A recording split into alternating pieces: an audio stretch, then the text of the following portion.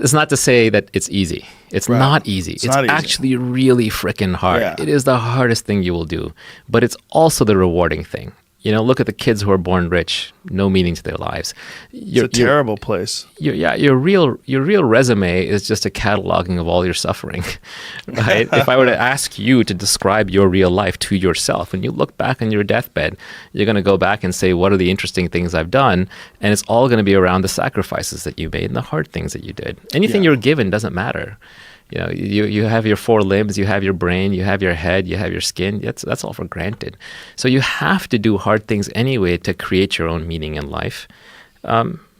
Making money is a fine one. Yeah, struggle. It is hard. I'm not going to say it's easy. It's really hard, but the tools are all available. It's all there. There's also these traps that people sort of establish in their own mind of giving themselves excuses or giving themselves unsurmountable obstacles, insurmountable paths and terrain. Victim mentality. Yes. Yeah, it's somebody else's fault. It's my skin color's fault. It's the system's fault. Yeah, those people are sinking. I feel bad for them. I want to shake them out of it and say, actually, you can get out of it. You just have to stop thinking it's everybody else's fault. You have to alter the perspective. Yeah. But it's so difficult for people to do. It's one of the most difficult things for people to do is to change the way they approach reality itself. At the end of the day, I do think, even despite what I said earlier, life is really a single-player game. It's all going on in your head. Whatever you think you believe will very much shape your reality, both from what risks you take and what actions you perform, but also just your everyday experience of reality. If you're walking down the street and you're judging everyone, you're like, I don't like that person because their skin color. I don't like that. Oh, she's not attractive. That guy's fat. This person's a loser. Oh, who put this in my way? The more you judge, the more you're going to separate yourself, and you'll feel good for an instant because you'll feel good about yourself. I'm better than that. But then you're going to feel lonely. And then you're just going to see negativity everywhere. The world just reflects your own feelings back at you. Reality is neutral.